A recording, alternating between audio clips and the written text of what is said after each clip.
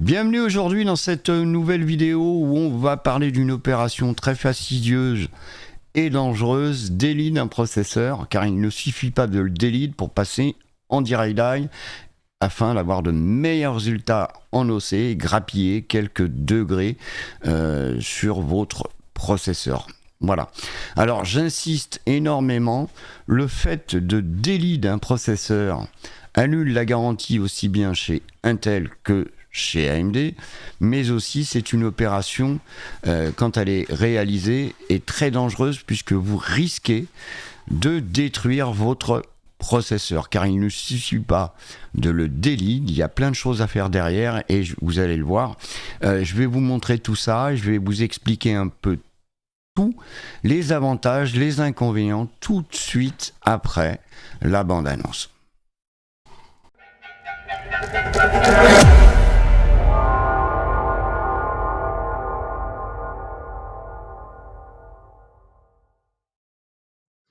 On va commencer par l'observation d'un processeur totalement normal, non délidé. Voilà, donc comme vous pouvez le voir, et ça vous le savez, je pense, hein, c'est pas la première fois que vous voyez un processeur. En dessous, il se trouve des micropuces. Donc c'est le côté le plus fragile d'un processeur d'origine. Donc quand on le manipule, c'est pour ça qu'on le manipule toujours sur des revêtements pour éviter d'arracher ces micropuces. Et le fait aussi de délider et de faire un direct dive, les opérations qui vont suivre vont être très importantes pour éviter justement de détruire votre processeur et aussi, bien entendu, le fait d'enlever cette IHS, cette plaque de ferraille, va bien entendu annuler la garantie de votre processeur, que ce soit de l'Intel ou de l'AMD. Voilà. Alors donc on est arrivé donc sur cette présentation. Maintenant on va parler de cette fameuse IHS. Pourquoi Intel s'est pris la tête à part protéger le processeur pour cette IHS? C'est très simple. Au niveau commercial, donc au niveau public, quand les gens achètent un processeur, on n'est pas tous des techniciens en informatique. Donc pour faciliter pas mal de choses au niveau du processeur, que ce soit au niveau de la carte mère, au niveau de la fixation, mais aussi au niveau quand on va arriver à amener un waterblock, donc ça c'est le dessous d'un waterblock, donc la position de refroidissement, ils ont augmenté la surface avec cette plaque, la surface de refroidissement et la surface de contact pour pouvoir arriver au plus facilement, quand on vient amener nos waterblocks dessus, avoir une très grosse surface et avoir très facilement, un contact le mieux possible entre le waterblock et le processeur. Mais comme vous pouvez le voir, la distance entre le processeur et le waterblock est assez importante puisqu'il y a à peu près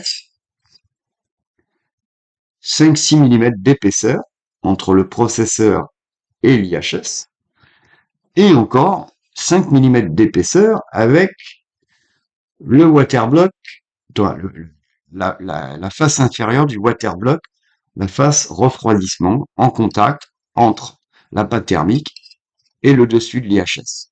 Donc forcément, en diminuant l'épaisseur de l'IHS et le contact direct sur le processeur, on élimine facilement pas loin de 10 mm et c'est pour cela que l'on peut gagner sur certains processeurs 20 degrés, sur d'autres entre 5, 10, 15, ça dépend. Moi je sais que sur le 14900, j'ai gagné pratiquement 20 degrés et c'est pas négligeable, croyez-moi, pour l'utilisation, pour les OC qu'on peut arriver à faire. Voilà. Donc là, je pense que j'ai été très clair. Après, on va arriver maintenant sur la partie des leads. Donc comme vous avez pu le remarquer, ici, il y a une petite encoche. Donc le fait d'avoir ajouté cet IHS a créé donc une augmentation de distance entre le processeur et l'IHS. Donc forcément, une charge calorifique plus importante. Donc le fait de l'enlever, c'est une décharge calorifique inférieure. Après, on peut observer que cette petite encoche, qui est reproduite à la façon recto ici, qu'il n'y a pas de joint. Pourquoi? C'est très simple. pour faire évacuer ce que moi j'appelle ici entre le processeur et l'IHS, il y a une chambre tout autour, ce que moi j'appelle une chambre à vapeur. Et donc forcément, si le joint était hermétique, arrivé un moment, ben, bien entendu, il y aurait une pression exercée et la chaleur, la charge calorifique ne pourrait pas sortir, donc la chaleur, donc là, pour faciliter la sortie d'air chaud. Voilà, donc en supprimant ça, bien entendu, c'est mathématique, on enlève une distance inférieure et donc un pouvoir de refroidissement plus important.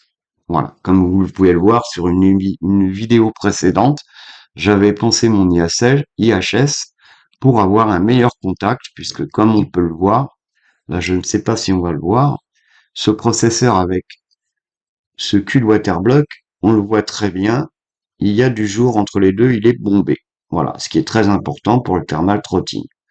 Ce que l'on n'a plus après, en enlevant justement cet IHS qui, avec le temps, se déforme, puisqu'on a beau la poncer, mais avec la chaleur qui est entre l'IHS et le processeur, fait qu'elle se déformera tout le temps. Voilà. C'est pour ça que l'on délide un processeur. Une fois ce processeur délidé, comme vous pouvez le voir, on va tout enlever. La surface de contact, alors là, ce n'est pas un 14900. Ici, par contre, c'est un 14900. Comme vous pouvez le voir, la puce du processeur représente la moitié sur la capacité de l'IHS. Donc, il y a la moitié qui sert à rien. Alors qu'en direct die, le point de refroidissement est direct sur les puces du processeur. Voilà. Après, on va le voir dans la partie suivante. Ici, vous avez de l'indium. C'est en quelque sorte la pâte thermique. On va dire, c'est pas une pâte thermique puisque c'est très solide. Montrer, ça a du mal à partir. C'est entre le métal liquide et la pâte thermique, je dirais. Et c'est très difficile à enlever. C'est pour ça que l'opération de délide d'un processeur ne consiste pas à enlever uniquement la partie IHS, mais aussi à supprimer tout l'indium qui est à la fois sur l'IHS, mais qui reste sur le processeur. Et il faut donc ici enlever tout l'indium, le gratter avec des outils précis. Je vous montrerai ça tout à l'heure, juste après. Et après, à polir cette partie-là doucement, puisque bien entendu, sur la partie processeur, on arrive là sur carrément un contact des puces, donc à manipuler, euh, à faire très attention à la manipulation, mais aussi au polissage, donc mettre du scotch pour protéger à la fois toutes les parties électroniques, donc les parties micropuces qui peuvent se trouver autour du processeur afin de supprimer cet indium et d'arriver au polissage. Voilà. Et donc, fortement, on a très facilement entre ces deux, voire trois étapes sur un processeur normal, un processeur délidé, on peut très bien voir que la surface de contact est à la fois plus petite, donc forcément quand on amène un waterblock dessus, on arrive à avoir des surfaces de contact moins importantes et avoir plus de problèmes. Donc c'est pour ça, le fait de délider un processeur n'est réservé qu'à des personnes qui sont habituées ou qui ont vraiment un minimum de connaissances en informatique et en manipulation d'objets électroniques pour éviter la destruction de ces processeurs. Voilà. Voilà les amis, j'espère avoir été très clair sur la présentation et pourquoi, le comment euh, de délider un processeur afin d'obtenir de meilleurs résultats par rapport à un processeur totalement d'origine, de conception commerciale d'origine. On va arriver maintenant sur la partie outillage et Direct Die. Donc personnellement pour le Direct Die, j'avais bidouillé un EK Quantum 2 où j'avais rajouté une semelle usinée avec ma CNC pour faire mon propre Direct Die, et j'ai voulu justement acheter le Thermal Grizzly de chez Derbauer, ce petit Direct Die, pour voir les comparaisons, si franchement ça aurait été sympa de comparer les deux. Effectivement, alors sur le mien en idle, j'ai obtenu des températures très basses puisque je suis entre 23 et 25 degrés, mais par contre en OC, et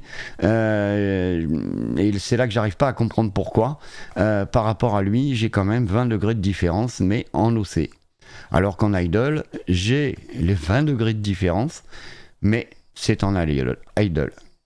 Après, on va arriver. Alors, ce petit appareil, donc ce petit Direct Die vaut 135 €. Je vous mettrai les liens dans la vidéo. Vous allez le voir comparé. Donc là, j'ai pas pris le K Quantum pour vous montrer la différence, puisque je l'ai monté. À la fois, le Direct Die et le Quantum n'est pas présent. Mais vous allez voir la différence de taille, c'est phénoménal. Et là, on peut voir justement, c'est très simple de comprendre que la différence de taille pour avoir un meilleur résultat.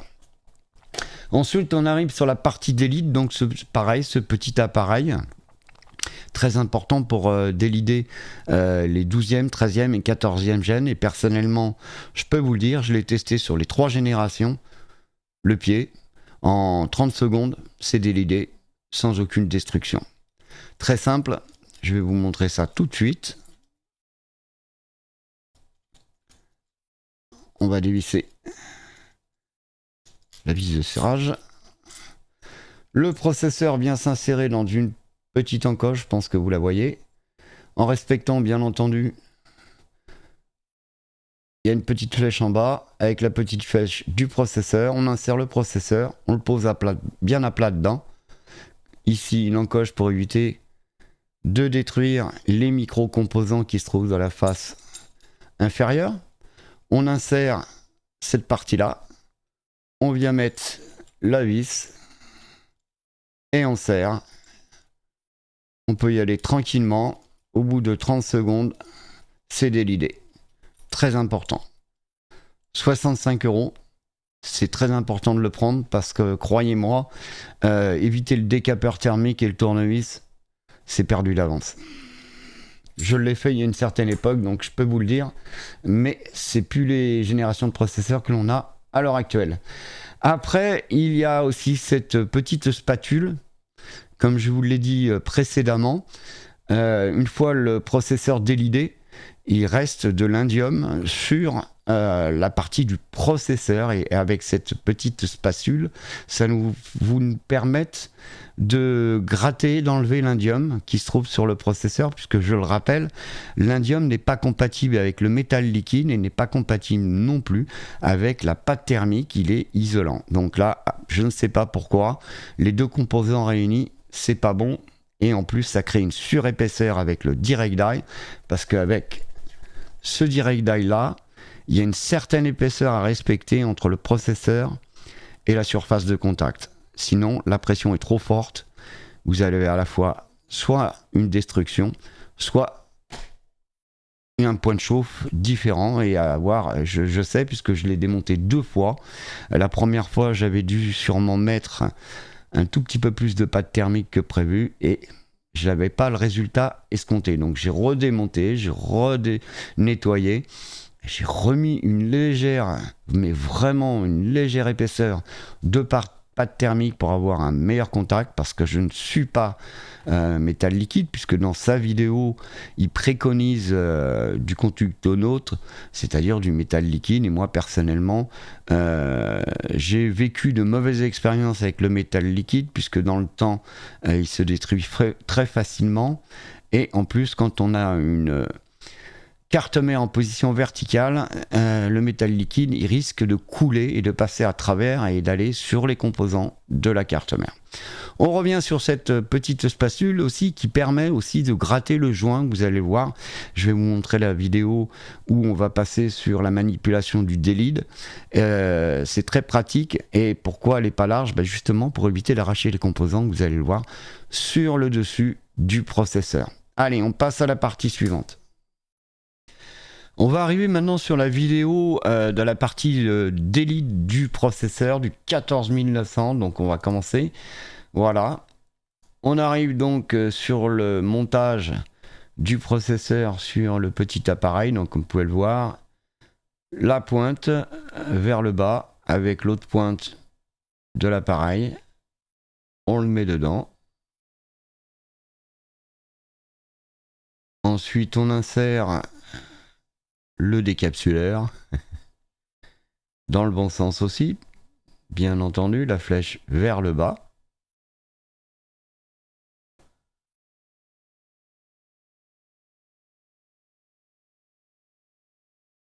Ah, j'avais du mal à le rentrer. Arrivé à un certain âge. Voilà. On vient en contact avec le processeur, donc le dessus de l'IHS. On insère la tige filetée et on commence à serrer.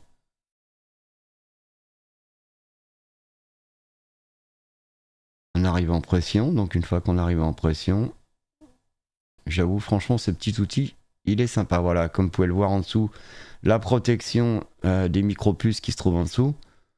C'est pour ça qu'il y a un ajour derrière. On prend la petite BTR. Alors il y a 2 BTR de fournis avec. Et la petite spatule pour nettoyer le processeur ainsi que pour enlever le joint qui se trouve sur le processeur. Donc voilà, moi j'y vais modérément parce que j'ai voulu prendre mon temps sur la vidéo.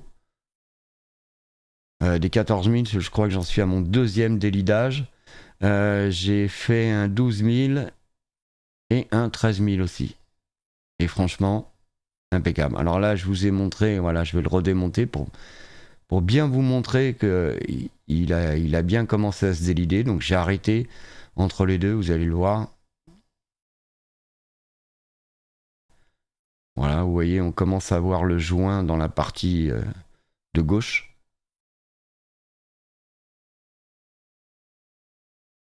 Ah, je vous l'ai enlevé, on va... Voilà. J'ai essayé de l'enlever, mais non, il était encore en contact.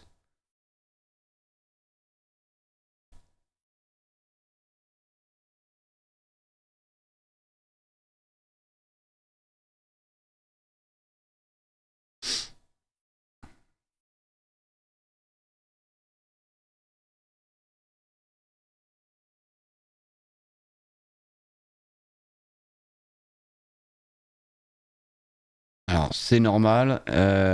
Personnellement, moi, j'ai fait la démo pour la vidéo, donc j'ai pris le temps pour bien vous montrer, mais je peux vous assurer que j'en ai fait 3 ou 4 d'affilée, sans aucun souci, vraiment propre. Alors, le petit appareil vaut 65 €. Alors, ne cherchez pas à aller sur Amazon, il coûtera beaucoup plus cher, il coûtera 85 ou 90 €. Alors que sur Thermal Grizzly, oui, avec le transport, j'en ai eu au total pour 62 €, je crois. Avec le Direct Die. Voilà. Donc là, je vais le sortir et comme vous pouvez le voir, on voit très bien le joint. Donc là, il est totalement délidé. Voilà. Ouais. Il s'est enlevé totalement tranquillement. Voilà les amis. Processeur délidé. Comme vous pouvez le voir, sur la partie de droite, de gauche, pardon, on peut voir l'indium qui se trouve encore sur le processeur et sur l'IHS. C'est pour ça que vous allez voir après par la suite, la petite spatule va être très importante par la suite.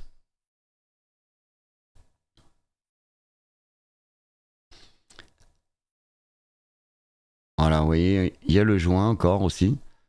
Et là, c'est la partie où il va falloir le faire très attention parce que là, en dessous, il y a des micropuces. Voilà les amis, on va passer sur la partie suivante. On va arriver maintenant sur la partie la plus intéressante, c'est la partie nettoyage, et là c'est aussi la plus dangereuse, puisque vous allez le voir, je vais me servir du petit appareil de délidage pour pouvoir enlever à la fois le joint mais l'indium qui se trouve sur le processeur. Comme vous pouvez le voir, je vais agrandir pour qu'on puisse bien voir, voilà, avec la petite spatule. Donc je vous montre bien l'essence. Voilà, on voit bien les résistances en bas. Là, je vais agrandir. Voilà. On voit bien qu'il y a des petites, des micro puces en bas à droite. Et en haut, en bas à gauche, pardon, et en bas à droite. Et là, il faut faire très attention avec cette spatule à ne pas abîmer ces micro puces. Sinon, c'est le caca. Donc voilà, très simple. Il faut gratter le joint. Donc là en haut, il n'y a pas de micro-puce, donc on peut y aller modérément.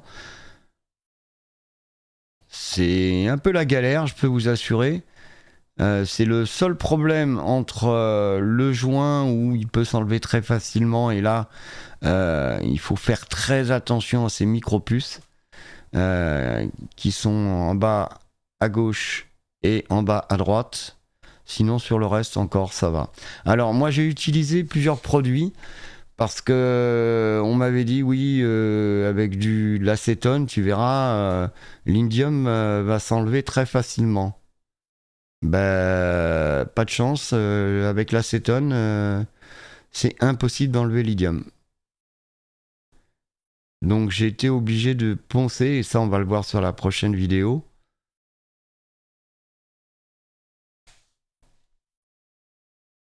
Donc là, on va peut-être avancer un peu. Voilà, la partie du bas. Alors, comme vous pouvez le voir, les résistances sont là où il y a mon doigt en bas à droite. Donc, à faire très attention. Alors là, par contre, le joint, à l'acétone, ça part, on va dire, assez facilement.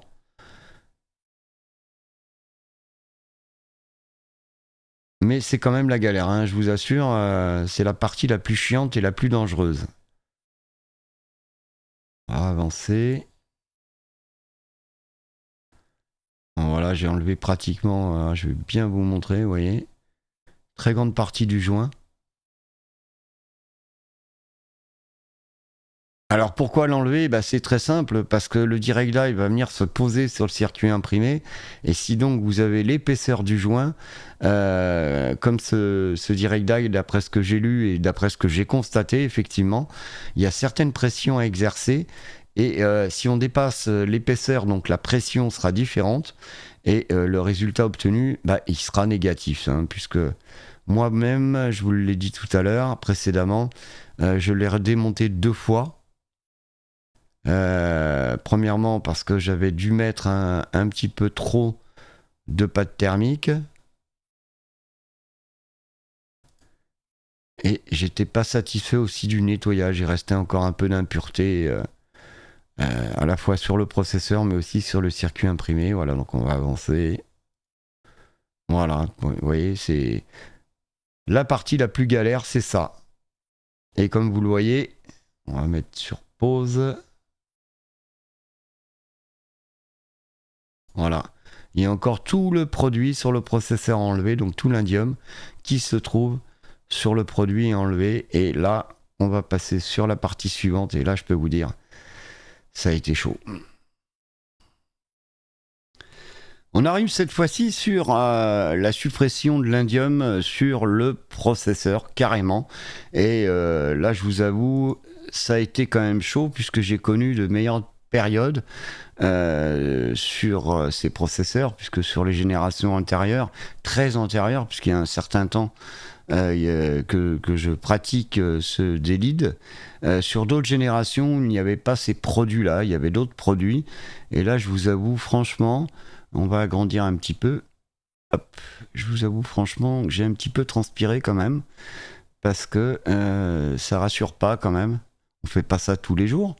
Et donc sur les générations antérieures, vous voyez, il faut maintenir le processeur afin d'éviter, comme je vous l'ai dit précédemment, d'éviter d'abîmer les micropuces qui se trouvent en dessous, et donc éliminer au maximum cet indium qui est incompatible avec la pâte thermique et le métal liquide.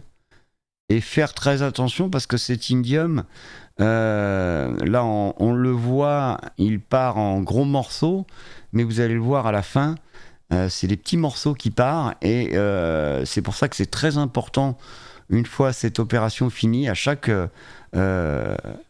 opération, c'est de bien nettoyer le processeur parce qu'il y en a partout. Comme vous pouvez le voir, regardez au-dessus de mes doigts, il y en a un paquet là-haut. Et on va avancer un tout petit peu. Hop, vous allez le voir sur la fin. Vous voyez, on peut le voir en dessous là. Il y a des tout petits morceaux et ça se colle de partout. C'est vraiment, c'est une merde immonde à faire. C'est le plus facile, le plus facile, oui, parce que là il n'y a pas de micro-résistance. On risque pratiquement rien à part de passer à travers, et c'est quand même assez spécial. Il faut pas appuyer, il faut vraiment y aller gentiment et laisser glisser la plaque de plexi pour pouvoir enlever cet indium. Voilà, donc là on le voit très bien, et il en reste encore. Je peux vous assurer que il en reste une très grosse partie. Voilà, on va passer à la partie suivante et vous allez voir, là aussi, c'est pas mauvais. On arrive maintenant sur la fin d'enlever l'indium sur le processeur. Donc on va mettre en route la vidéo. Voilà, alors je l'ai mis carrément en grand. Alors comme vous pouvez le voir, hop, on va revenir un tout petit peu en arrière. Il n'y a plus pratiquement d'indium dessus. Il reste encore vraiment une très fine particule, et comme je vous l'ai dit, le problème c'est que tant qu'on ne s'est pas débarrassé de cet indium, je peux vous le confirmer puisque j'ai fait l'essai, je l'ai monté, et je n'ai pas obtenu de très bons résultats en laissant ces particules d'indium. Alors là, j'ai du produit, c'est du produit à polir et à nettoyer les cuivres. Donc je me suis servi de coton-tige et de ce fameux produit. Pour en venir à tous les autres produits pour nettoyer ce circuit imprimé, vous pouvez y aller, hein, acétone, dissolvant, alcool propylétique, là, anticollive, là, ça marche pas du tout, mais bon. Moi j'ai tout fait à l'acétone. Autre conseil, si je peux me permettre, c'est que, comme je vous l'ai dit précédemment, en enlevant l'idium, vous allez le voir sur la fin, je vais vous le répéter, vous voyez, on peut voir le noir, donc on peut voir que ça polit, ça enlève les particules qui peuvent rester sur le processeur. Voilà, donc j'insiste au coton-tige. Voilà, donc je reviens sur le sujet. Sur la fin, quand on arrive à la fin de l'idium, nettoyez énormément, correctement votre circuit imprimé des deux côtés. Parce qu'en dessous, il y a les petites résistances, les petits micro-composants qui se trouvent en dessous. Et toutes les particules d'indium vont se mettre sur ces micro-composants. Et en regardant à la loupe, je peux vous assurer que s'il en reste et qu'il y en a en dessous, là aussi c'est un risque de destruction du processeur. Voilà, donc de bien nettoyer une fois terminé votre processeur, à la fois d'un côté comme de l'autre, et de bien vérifier à la loupe qu'il n'y ait pas d'indium ou d'autres particules qui se soient collées sur ces micropuces. Voilà, on peut voir que ça part, vous voyez la différence de couleur. Je vais mettre sur pause, hop. On voit très bien la différence de couleur en plein centre, où on commence à avoir un polissage net, et tout autour, toute la partie un tout petit peu plus opaque, c'est l'idium qui reste et qu'il faut faire partir, absolument. pour avoir un refroidissement optimal. Alors là, je vous le dis, hein, j'ai quand même passé un peu plus de 2 heures de polissage. Là, j'ai pas fait toute la vidéo. C'était simplement pour vous montrer. Donc bien entendu, entre chaque étape, un nettoyage complet du processeur, aussi bien d'un côté que d'un autre. Très important. Vous voyez, on voit bien là où je mets mon doigt, on voit bien les micro-puces en bas. Et en haut, à droite. Voilà, donc 2 bonnes heures avant d'arriver à avoir un résultat magnifique. Alors on va avancer la vidéo un petit peu. Hop. Voilà. Et on va pouvoir, j'espère que je vais nettoyer. Je vais vous montrer ça. Voilà, je vais nettoyer. Voilà. Voilà la différence avec tout à l'heure. Voilà, vous le voyez bien. Le polissage commence à être pas trop mal. Voilà. Il reste encore une partie opaque.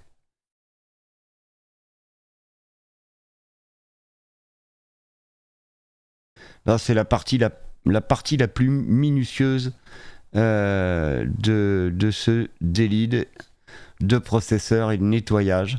Voilà, très important, je vais réinsister une fois de plus, c'est de nettoyer à chaque fois pour éviter que des particules se fixent sur les micro-composants.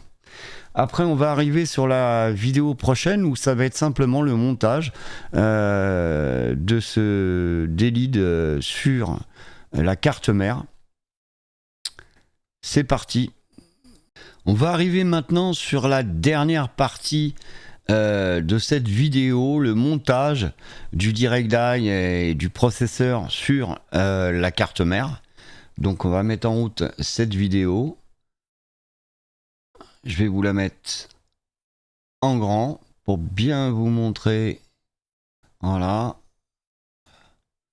Donc le processeur, alors il faut bien entendu enlever tous les supports d'origine de chez Intel et utiliser uniquement la plaque de vissage inférieur de la carte mère pour pouvoir fixer ce DirectDie.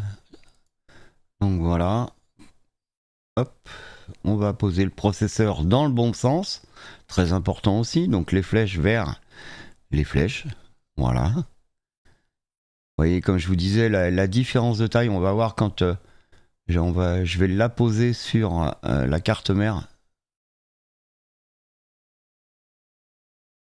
Voilà. Hop. Hop. Voilà. Alors, comparé, comme je vous l'ai dit précédemment, vous voyez le rectangle qui est tout autour du DirectDie, avec le cas Quantum 2, tout cet espace est utilisé. Et là, avec ce DirectDie, vous voyez bien que c'est pratiquement uniquement la surface du processeur. C'est impressionnant. Impressionnant.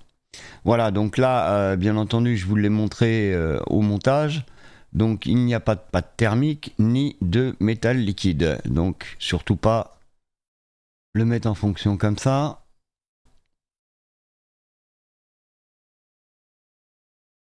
C'est surtout, voilà, alors moi j'utilise la SYY. Alors, je le conseille fortement pour les 14 000 parce que franchement, j'en ai testé plusieurs des pâtes thermiques et je n'ai pas obtenu de super résultats. Je ne vais pas citer une marque, hein, mais franchement, cette pâte thermique convient très raisonnablement aux 14 000 qui chauffent beaucoup. Et je vous le dis, j'ai pas été déçu. Alors après, Derbauer conseille conseille son produit à lui, ce qui est normal, hein, sa conductonaute extrême. Alors moi personnellement, j'ai pas fait l'essai, peut-être que j'aurais eu de meilleurs résultats. Personnellement, c'est pas de l'OC que je fais, donc c'est une utilisation un peu multiple. Donc personnellement, c'est pas vraiment les résultats qui comptent, c'est bon de me faire plaisir, essayer de comprendre et de vous démontrer un peu tout ça. Donc vous pouvez mettre du métal liquide à vos risques et périls, parce que moi je sais que par expérience, je vais encore me répéter, le métal liquide sur des supports, des cartes mères verticales, je le conseille pas trop, ça risque de couler.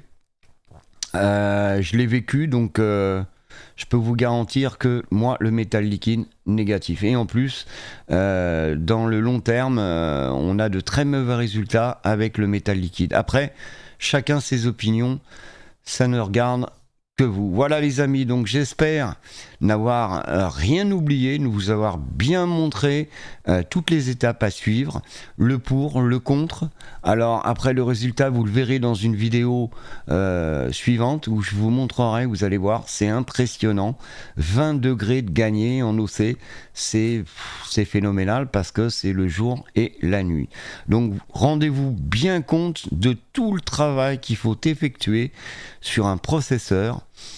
Pour des gens qui ne sont pas habitués à manipuler ce genre de produit, je le déconseille très fortement. Ensuite, encore une répétition, une petite piqûre de rappel. À chaque étape, nettoyez. N'hésitez pas à nettoyer et renettoyer votre processeur afin d'éviter des courjus, à la fois aussi bien au niveau des joints, au niveau du joint qu'on enlève, aussi bien aussi de l'indium qui vient en petits morceaux se mettre en dessous et qui peut rester, ou aussi bien de la pâte thermique, manipuler la pâte thermique, si vous en avez sur les doigts, ça peut arriver, ça m'est arrivé, donc je peux vous le dire. Si vous avez du métal liquide ou de la pâte thermique qui vient se mettre en dessous ou au-dessus sur les micro-composants, c'est la catastrophe. Donc faites très attention, et attention aux gens qui ne sont pas expérimentés. C'est réservé quand même à des gens expérimentés, donc ne prenez pas le risque, surtout si vous ne sentez pas, c'est perdu d'avance. Voilà les amis, n'hésitez pas à liker, à laisser des commentaires et autres. Ciao ciao.